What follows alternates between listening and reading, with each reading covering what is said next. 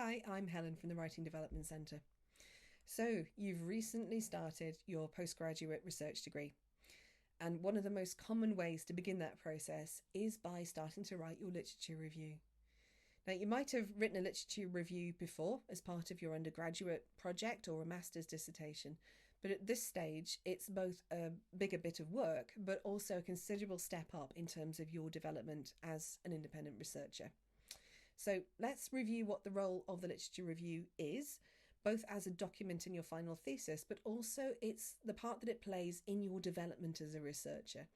And that role will evolve and change over time. So let's have a look at what its job is now and also what it will become in later stages of your degree. So in year one, to begin with, the literature review helps you to build your own knowledge and understanding of the topic that you've chosen to study. Now, you might have studied it before to some extent at undergraduate or master's level, but at this point, you're starting to become an expert on that topic. So a thorough review of the literature really helps you to build your knowledge and understanding in depth and start to feel that you actually know what you're talking about. And it doesn't end there, of course. The literature review also helps you map the literature and get a sense of what work has already been done. Who are the key figures? What are the seminal research papers?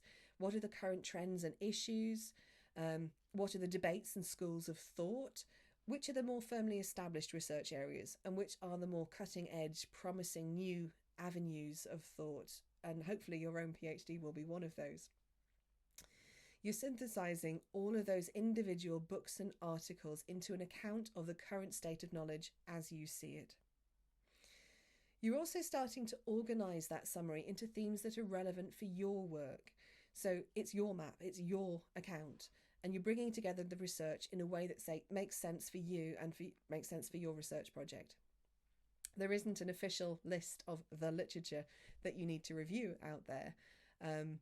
Okay, if you do miss a really key piece of research, that might be a problem, but it's your supervisor's role in these early stages to make sure that you don't. If you overlook a minor journal article that's only vaguely relevant to your project, that's not going to be quite so much of a problem. So being thorough doesn't mean reading and including everything that could be relevant. You're still being selective. You're using your own judgment. It's really important to set limits, to define your terms, to establish the boundaries of what you're looking at and what you're not looking at, and set your own clear criteria for what's relevant and what isn't to you. Otherwise, you're going to be reading forever, and your literature review will be huge and shapeless and directionless, and it won't help you or your reader. So the map that you're creating of the literature helps you to lay out the borders and boundaries of the topic that you're working on. So it's okay to leave things out.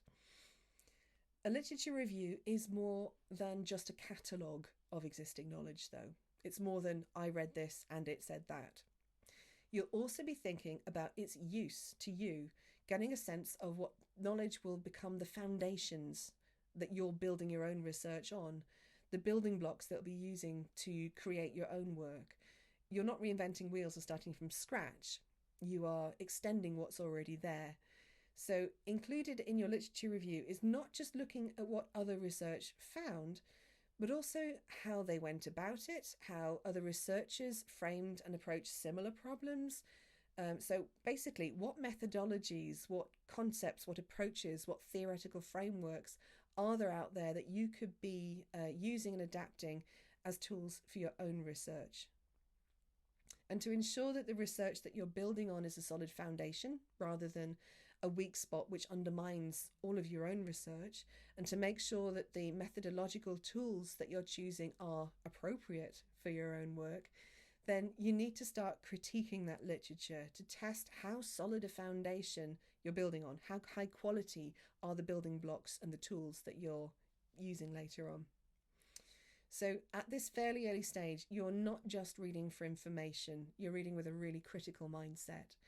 And it is really hard at first, coming to a critical judgment about research when you feel that you're a newcomer to the field and still a student after all. But all of it's helping you build that critical independence and learning from perhaps the mistakes of others or the good approaches of others so that you can start to build that into your own approach to your work. It's also important to remember that that kind of judgment is something that you develop over time. Your stance will evolve as you grow in expertise and in confidence, and that's perfectly natural. It's also a very good reason not to treat this document that you're writing in the first year as the final finished document. 3 years later, you might come back to it and see it completely differently because you've learned so much more since then. And also, unlike undergraduate or master's level work, a thesis for a PhD or a research degree needs to make an original contribution to the research. It doesn't mean that it has to be completely paradigm shifting and innovative and novel. It might be a slight adjustment or refinement or an extension to what we know, maybe coming at it from a different angle or focusing on a slightly different aspect of it. But you do need to justify that your research needs to be done, that it's contributing something meaningful to the state of knowledge. So what you're doing is you're outlining the research gap. You're looking at the vacant niche that your work is going to occupy, and you're critically appraising your own rationale for why it's needed and how it contributes. So you're critically appraising literature. You're not just looking at what's there and how good it is. You're also looking at what's not there, what's needed, what could have been done better, and the opportunities that that presents for you. So it's helping you go back and refine and adjust your initial proposal. So during your first year of the thesis, your literature review is as much a process as a document, helping you develop that knowledge and understanding, helping you develop that expert familiarity with the field, but also that ability to think critically and creatively about how research is done, to develop your own critical judgment and build your own agenda as an independent researcher. The initial draft of that literature review is a means for your supervisor to help you and to offer feedback and guidance on that process. But it's important to remember that the literature review is an evolving thing, and what you write in your first year is very much a working document. It's not the final product.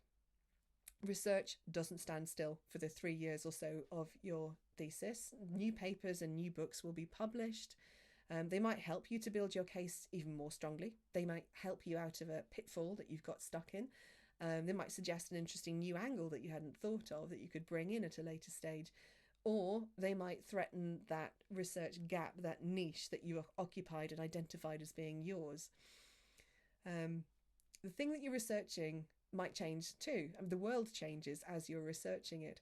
So the basis of scholarship, the literature that you need to draw on, might start to shift as well. And you'll change too.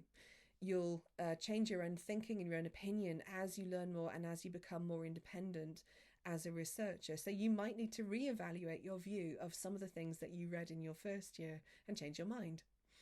So it's important to stay up to date and keep the literature review updated as well, to respond to new developments or to reevaluate old developments in the light of your new understanding. So don't leave your literature review behind once you move on from your first year.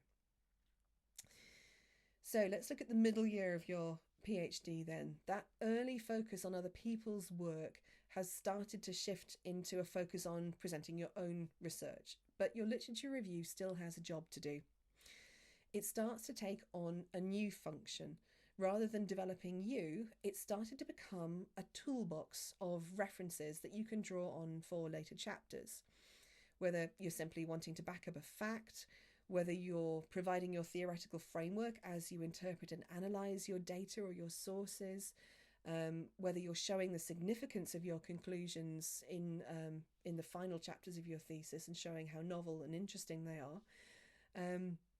If you're doing empirical science, these citations will probably appear again in your methods section or your discussion section. If you're working more in arts and humanities, then you'll probably be touching again on the work that you do in your lit review in your introduction and also throughout in every single chapter in your thesis. So the literature review is probably the most heavily referenced part of your final thesis, but other parts of the document will draw on and use the lit review as a bank of citations. If you're starting to lose focus with your literature review and you don't know where to stop reading, then it might become clearer at that middle stage. Ask yourself, how am I going to use the research that I'm reviewing in my own work? How is it helping me with what I'm trying to do in the later chapters? If it's not useful for some purpose or other later on, then perhaps you don't need to include it. Or maybe if you're hunting around for a reference in a later chapter, you might realise that actually there's an area of the literature that you need to go back to and review in that initial lit review chapter. Your middle year then is probably a good point to return to your literature review, refocus it, trim it and adjust it a little bit so it's still running in parallel to help inform the other chapters that you're writing as you go. In your final year though, when you're working on that thesis, that document that you're going to submit, the literature review starts to take on a role much less for you or for your supervisor, but for your ultimate reader, whether that's your examiner or whether it's a future researcher who wants to build on your findings in turn. It's not just a survey of the literature, it is actually part of your argument. So your voice and your stance need to be absolutely at the forefront of your writing there. Even though you're writing about other people's work, the reader still needs to know, what do you think about it? Why did you include it? What is it useful for? Where is it flawed? Where is it missing in relation to your own research agenda? So the literature review in that final document is there to establish your authority and expertise, reassuring your reader that you've read everything that you need to read, that you know what you're talking about, that you're able to make informed decisions that they can trust about how to go about doing research, and that you're familiar with, that you're part of that research community and those research conversations that you're reporting back on, that you know how to create and justify your own research agenda independently. So that literature review in that final document, it might look quite different to that early review that you're working on at the moment. It all helps create that impression of the expert who knows what they're doing. And after all, once you get the PhD, that's what you're going to be. But that isn't the document that you're writing now at the beginning of the process. So don't worry if you feel that you aren't that confident, authoritative expert just yet. Your literature review is actually part of the process of getting you there.